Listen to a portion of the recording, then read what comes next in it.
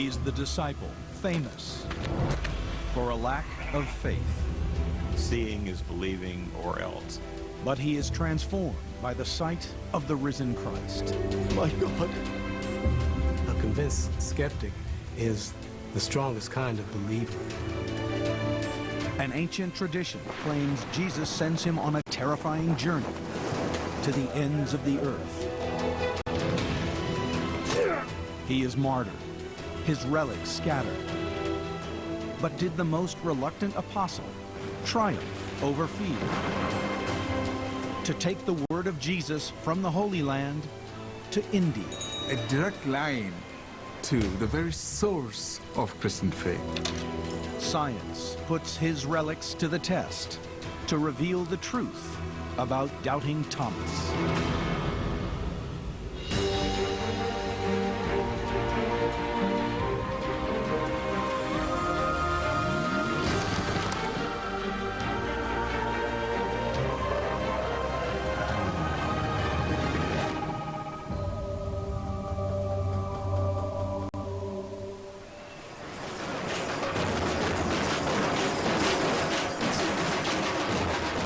Holy festival in the South Indian state of Kerala.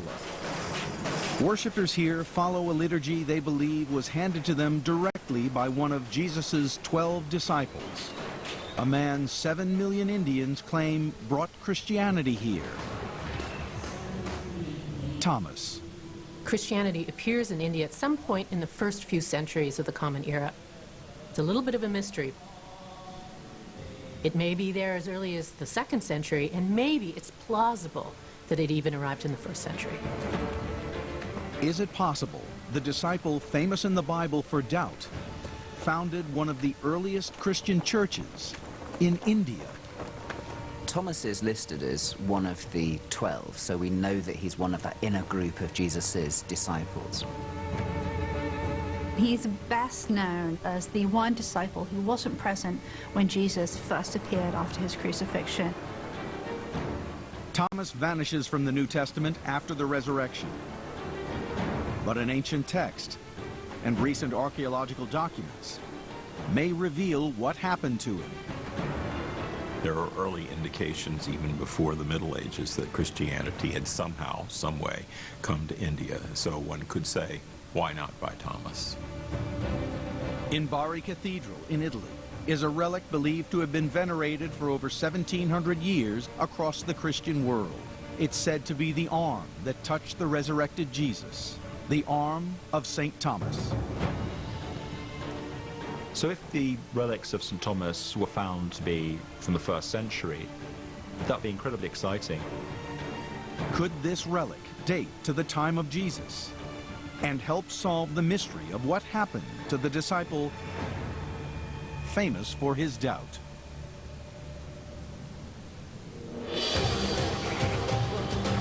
Thomas is present in all 4 Gospels, but it's in Jerusalem, after Jesus has been crucified, in the Gospel of John, that his story comes into focus. It's difficult to understand the trauma of the disciples at the arrest and eventual crucifixion of Jesus.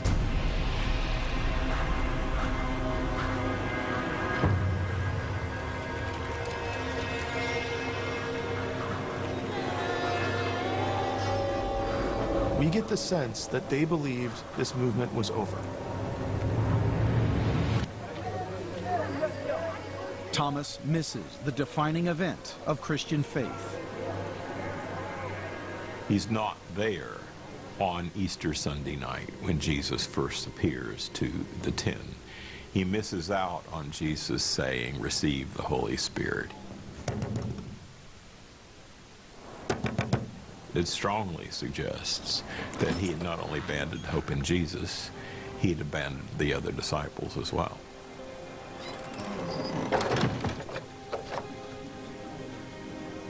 Where were you? Away. I went away.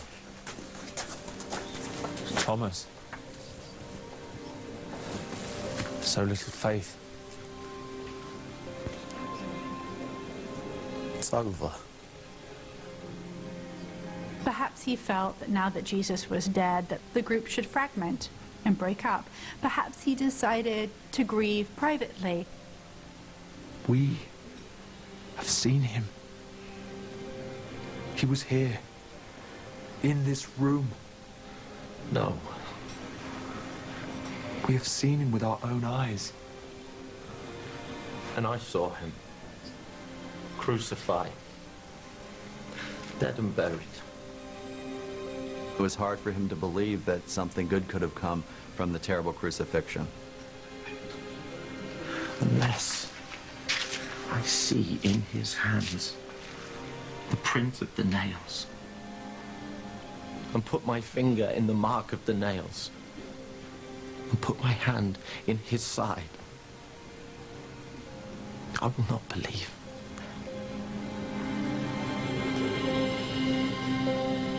It's really interesting that Thomas doubts. He's straightforward, no nonsense, and this seems a little far-fetched, so in order to believe that Jesus was resurrected, he's got to see it for himself, or he's just, his constitution won't allow him to accept it. So, fast forward to the next recorded meeting of all the disciples, the 11, in the upper room, still behind locked doors. This is my body. This is my body. This is my blood.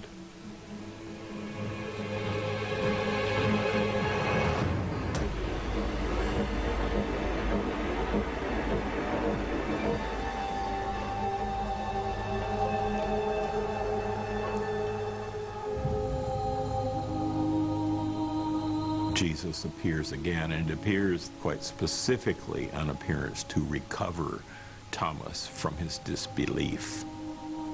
Put your finger here. See my hands.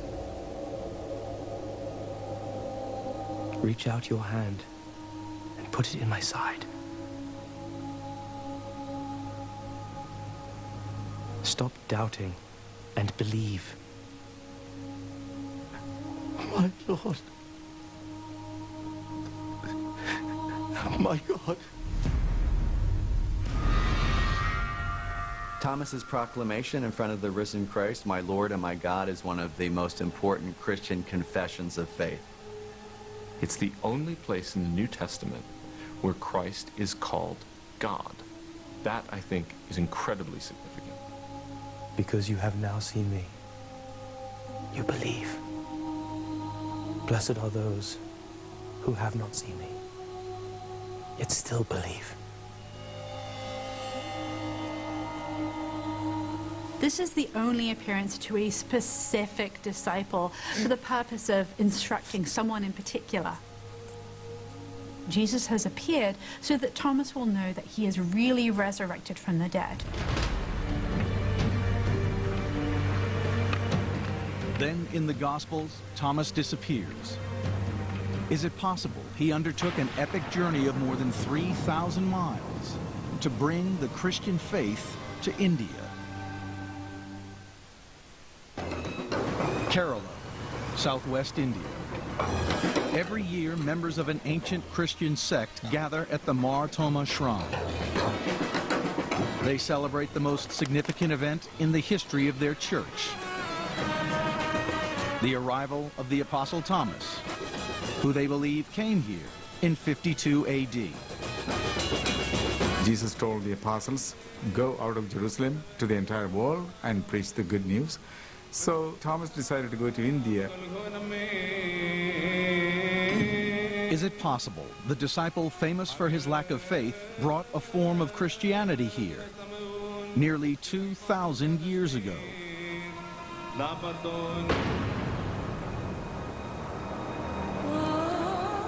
In the Bible, the resurrected Jesus leaves his disciples with a final mission.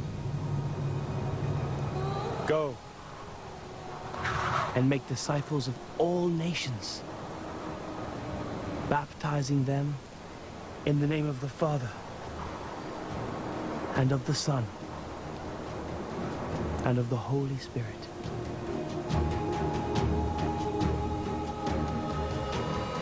Well, apostle means to be sent, and after the resurrection, Christ commissions them to go to the ends of the earth to proclaim the good news, to proclaim his resurrection. And it's a lifetime mission for them, and some of them literally did go to the ends of the earth to do so. But there is little in the Acts of the Apostles about what happens next. The Acts of the Apostles is badly misnamed. Most of the 12 disappear off the landscape of early Christianity once we get past the Gospels. Thomas simply vanishes from the pages of the New Testament. But there is another account of the life of Thomas that picks up where the Bible narrative stops. Dr. Nicola Denzi Lewis has come to the British Library, where there is a rare copy of an ancient book, the Acts of Thomas.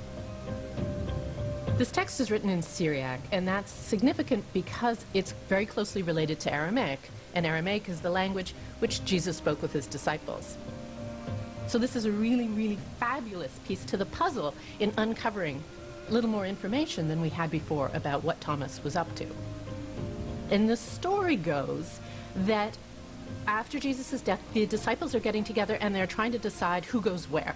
And they actually draw lots. Thomas chooses the short straw.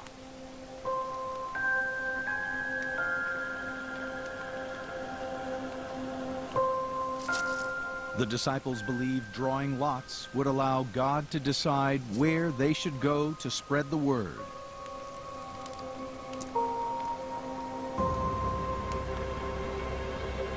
Thomas gets India. I cannot go. I do not wish to go. To a first century Judean, India was on the other side of the world. So it would have been enormously daunting for anyone to think about traveling to India. How can I, as a Hebrew man, go among the Indians to proclaim the truth?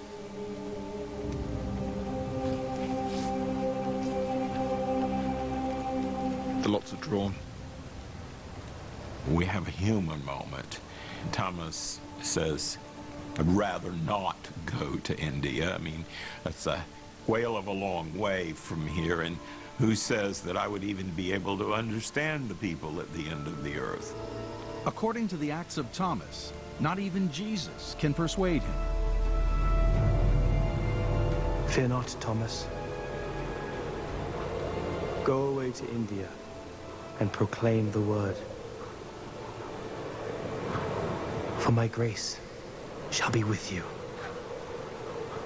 Wherever you wish to send me, send me elsewhere. To the Indians. I am not going. I don't see Thomas as a stubborn skeptic. I see him as someone who may be a critical thinker. Someone who has to reason his way into faith. And too often we separate faith and reason, but faith is a reasoned trust.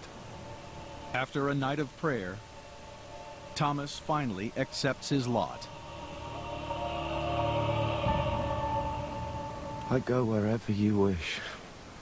Oh, Lord Jesus. It would have been a hugely challenging proposition for someone who was from Galilee to go to India. It would feel like being exiled to Mars.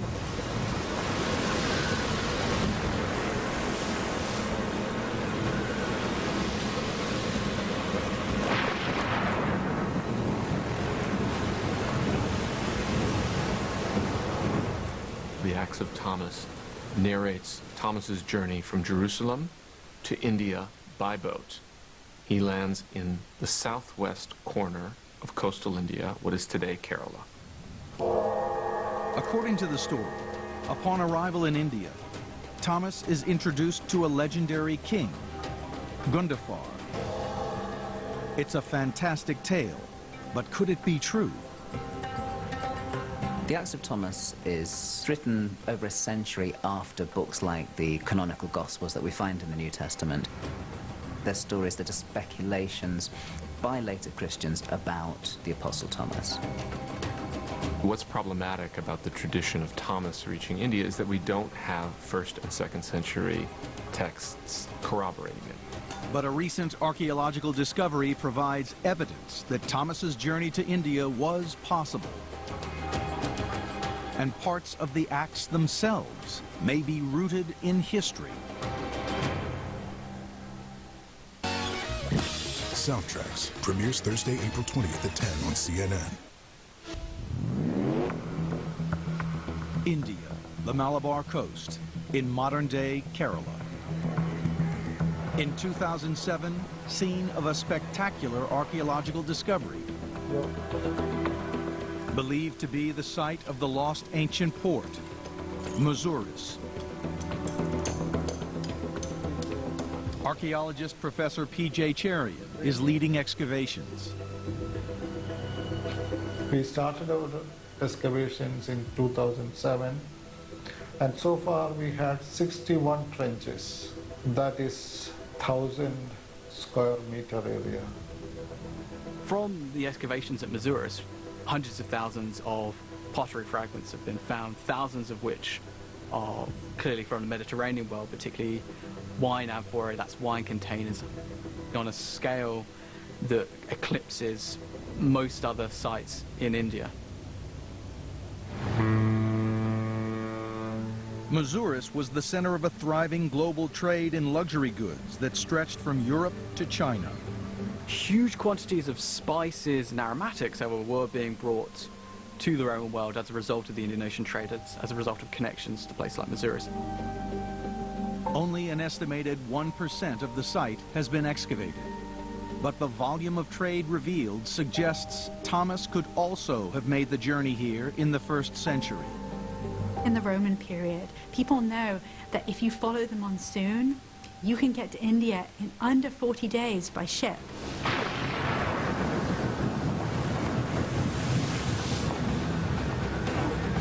It would have been very hard. But it was certainly possible that Thomas could have gone to India, and if Jesus' message is to preach his good news to the ends of the world, then India would have been on that list.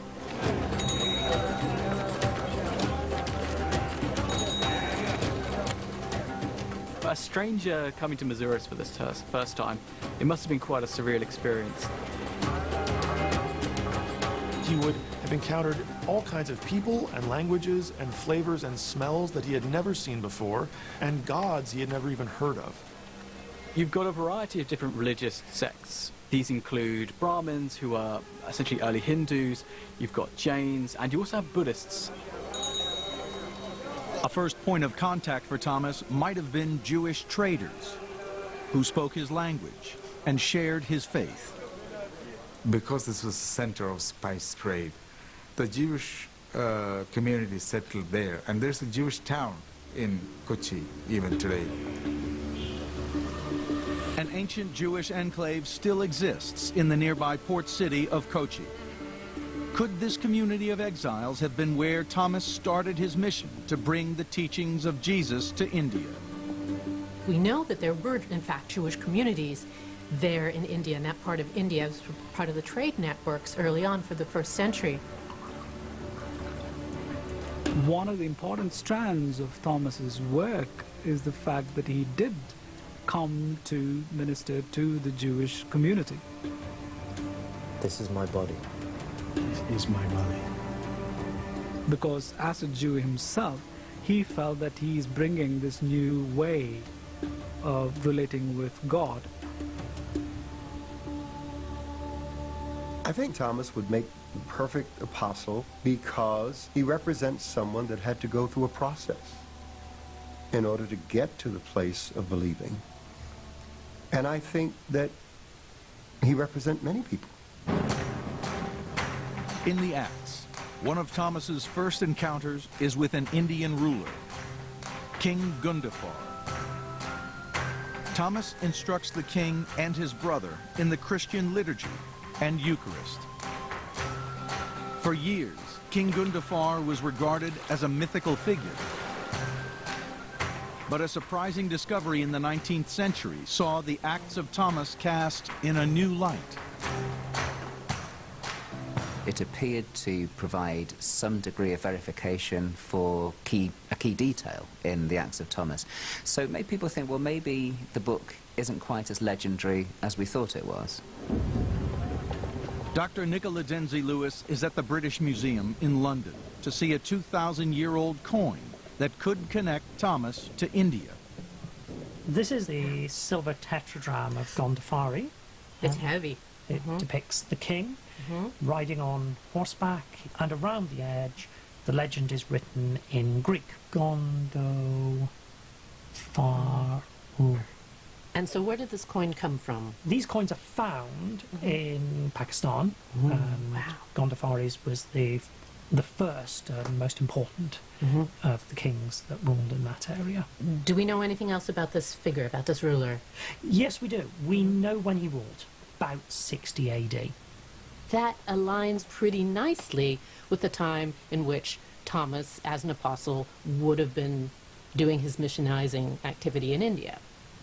So to be able to find a real historical object and say, this is interesting, this has a name on it that actually is the same as in this text. It makes that legendary text look a little bit more historical, a little bit more real, a little bit more reliable.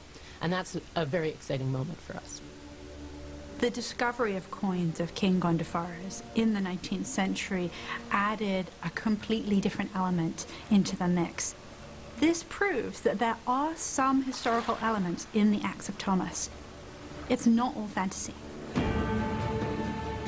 Can the testing of his relics add scientific proof to the tradition that Thomas brought the teachings of Jesus to India nearly 2,000 years ago?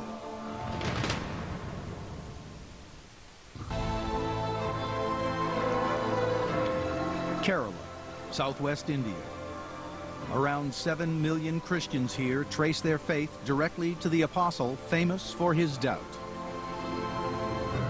They believe their ancestors were baptized by one of Jesus' 12 disciples, Thomas.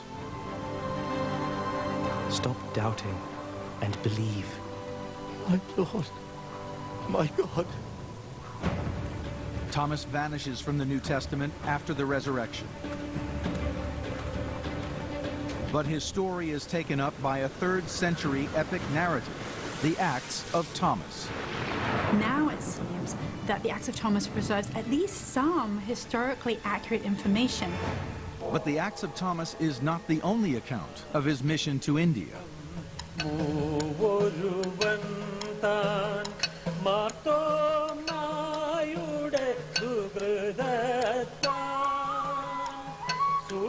There are 2 different sets of songs that we continue to sing. One is called the Ramban Paattu, Song of the Ramban, which narrates the activities of St. Thomas, his missionary activities in Kerala. And the other is Margam Kali, Dance of the Way, which is still being danced in Kerala. It seems extraordinary and maybe even unlikely to us that a song could survive for 2,000 years. But we have to realize that in antiquity, in the Indian culture, there were trained village bards who would learn these songs, and these songs would be passed down from generation to generation orally. And in that way, they were very stable. And it's completely plausible that a song could have a very ancient background.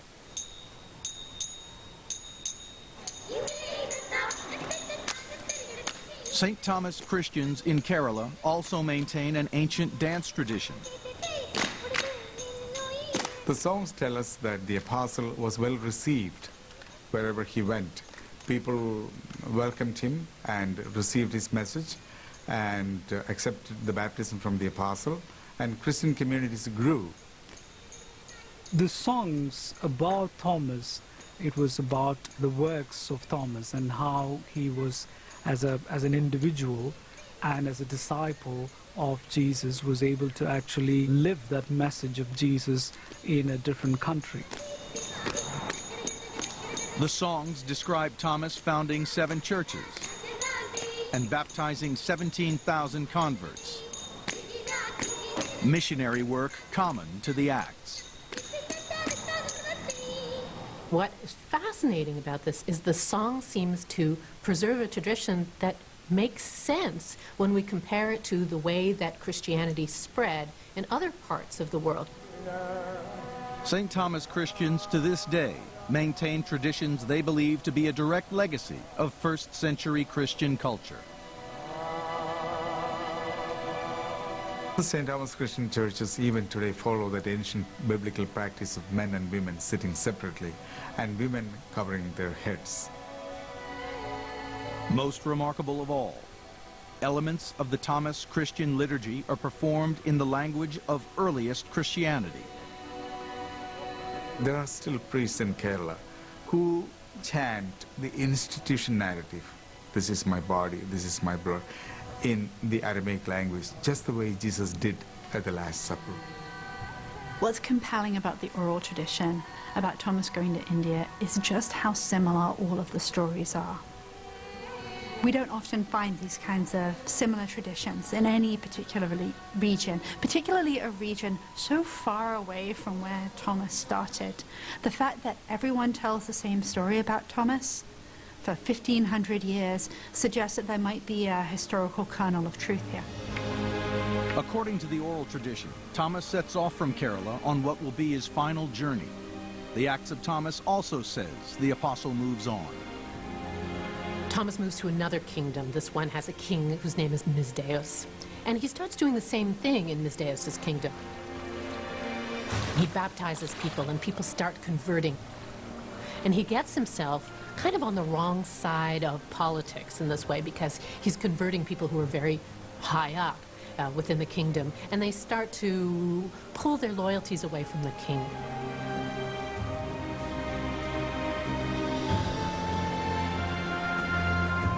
It makes the king angry, and by the time Thomas converts his wife and the king's son as well, Mizdeus has had enough.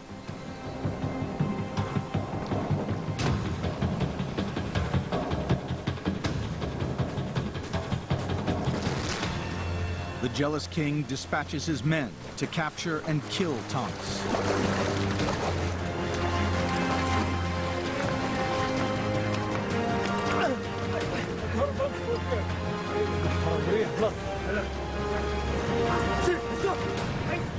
His final words repeat the same acclamation he made in the Gospel of John when Jesus, the risen Christ, appeared to him. My Lord! My God! I have fulfilled the work you gave me and obeyed your every command.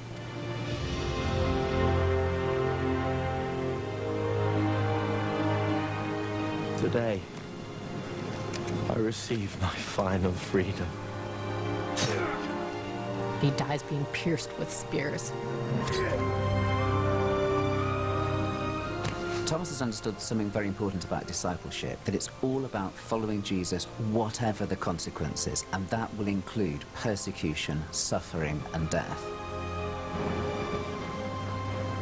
According to local tradition, in 72 AD, his body is laid to rest in Mylapore, now part of modern-day Chennai. But it will not remain there. Tradition holds that his followers took his body back to the west, to Mesopotamia, and that they lay in the city of Edessa there until the Crusades resulted in the bones being brought to Europe. Dr. George Kazan and Professor Tom Hyam from Oxford University have been granted permission to test a sample of the bone brought here in 1102 AD. By getting a date for these bones, we'll be able to work out whether or not the bones are from the 1st century AD. Could the testing of his relics provide evidence to support the belief that Thomas brought Christianity to India in the 1st century?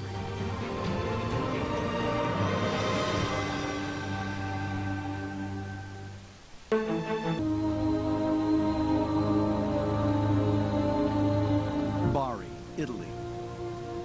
Professor Tom Hyam and Dr. George Kazan have come to test a relic believed to belong to Thomas, the disciple famous in the Bible for doubting the resurrection, and believed by 7 million Thomas Christians to have brought the teachings of Jesus to India nearly 2,000 years ago. It's really exciting because a first century date would potentially open the door towards validating the tradition of whether Thomas went to India. We're hoping to get a small sample to find out more about the relic. If you look closely, you can just see the relic through the window here.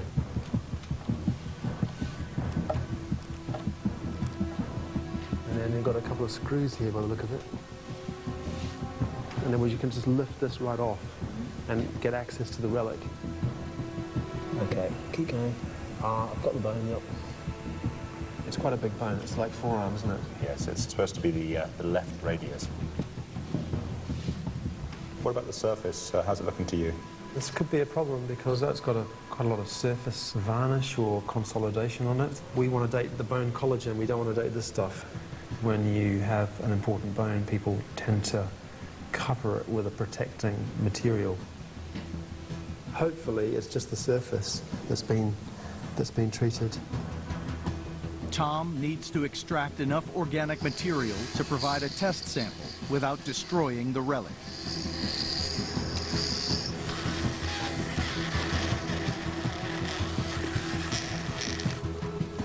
Okay, I think that's enough. We're done.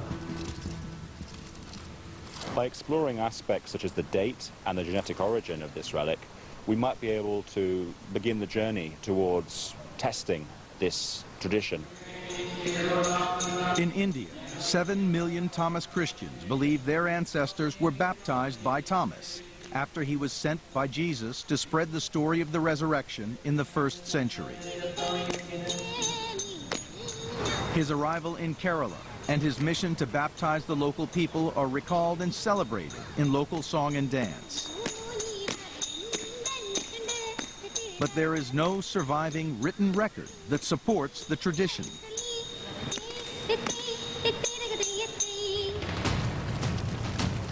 In 1498, the Portuguese arrived in India with a different Christianity. Initially, they were fascinated by the fact that there were Christians here.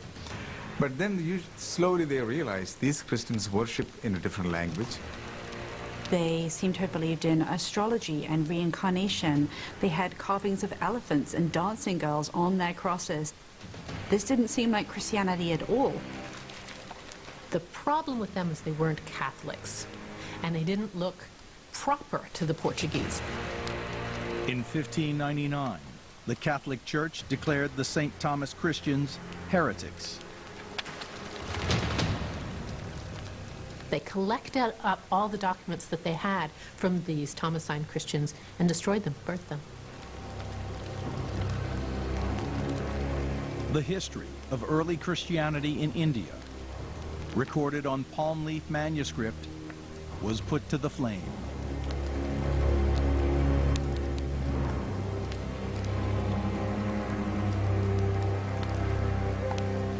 Much of the documents of the St. Thomas Christians were burnt at the time, so they were all destroyed.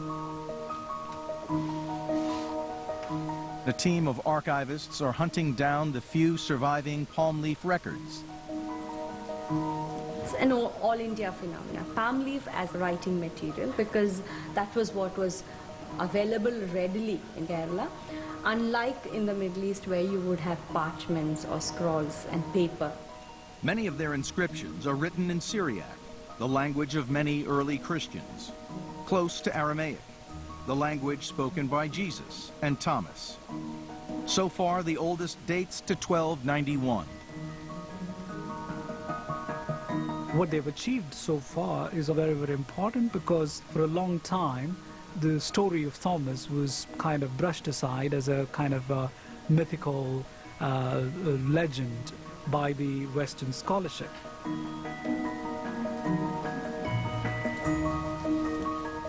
Certainly the story about Thomas going to India, even if reluctantly, from the 3rd century Acts of Thomas, is a story that suggests that sometimes we simply have to take it on faith and trust.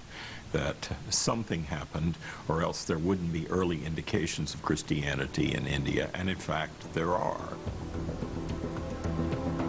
Can the testing of his relic, believed to be his bone, provide scientific evidence to support the tradition that Thomas brought Christianity to India?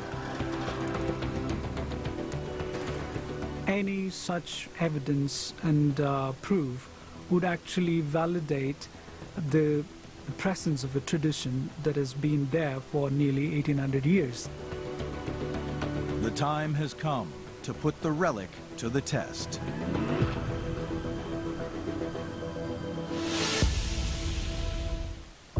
Is CNN, the most trusted name in news.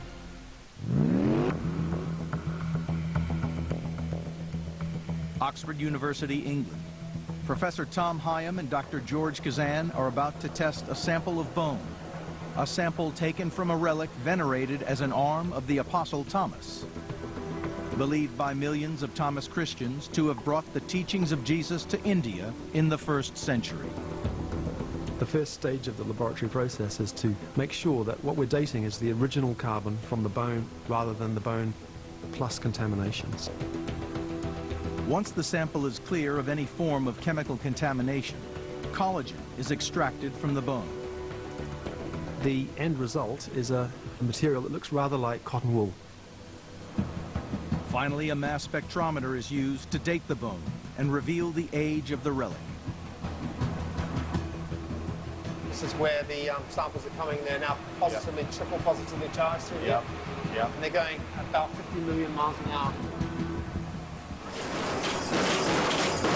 In India, a tradition preserved in song, dance, and the Acts of Thomas tells how the apostle came here to spread the word of Jesus in the 1st century. I think it's possible, even plausible, that Thomas went to India because we know that this was a fairly well-trod route, and we have a text that explains Thomas's evangelical mission to India, and we have a community in this corner of India that goes back to antiquity. To this day, St. Thomas Christians perform parts of the liturgy in Syriac,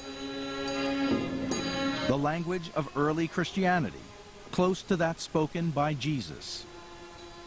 Indian Christians are fond of saying that it is as likely that Thomas went to India as it is that Peter went to Rome. And I think that's basically fair. But Indian Christian culture was deemed heretical by Catholic Portuguese colonists in the 16th century and violently suppressed. Can science finally provide evidence to support the Thomas tradition in India? In Oxford, England, the results are in. And this is the result right here, look. So it's between 130 and 330 AD. Yes. So it's a little bit later than Thomas would be attested to, but it's still incredibly old. Well, that's very exciting. Wow. Wow, that's great. In terms of other relics that we've dated, that is one of the oldest that we've ever looked at. And they are interesting because they seem to cover the period where we find the first historical reference to his remains coming back from India. The 1,800-year-old relic does not provide evidence of Thomas in India. Do we have ancient sources that attest to their antiquity all the way to the 1st century? No. But we don't have that kind of evidence for Christian presence anywhere. Here I feel a little bit like the doubting Thomas myself. Just because we have bones in a body, do we know that that was really Thomas's? We don't. At a certain point, it's a question of faith and it's a question of personal opinion.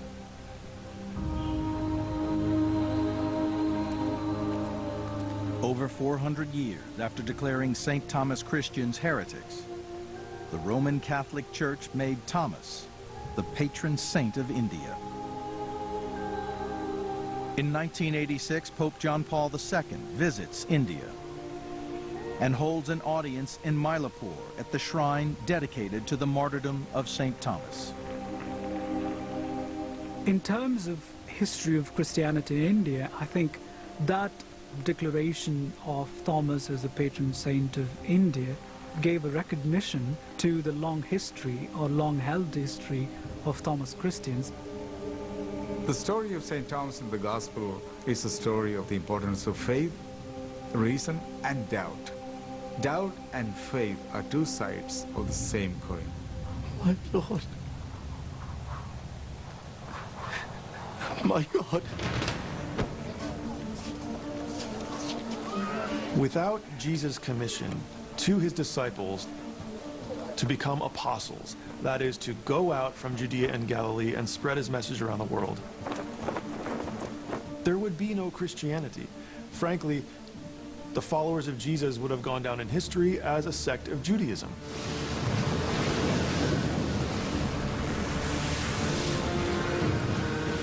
It's one of the great ironies of the way we talk about Thomas that we call him Doubting Thomas, when actually we should call him Faithful Thomas, because what's happened is he's gone on his journey, and in the end, he makes the right decision. He comes to faith. My Lord. My God.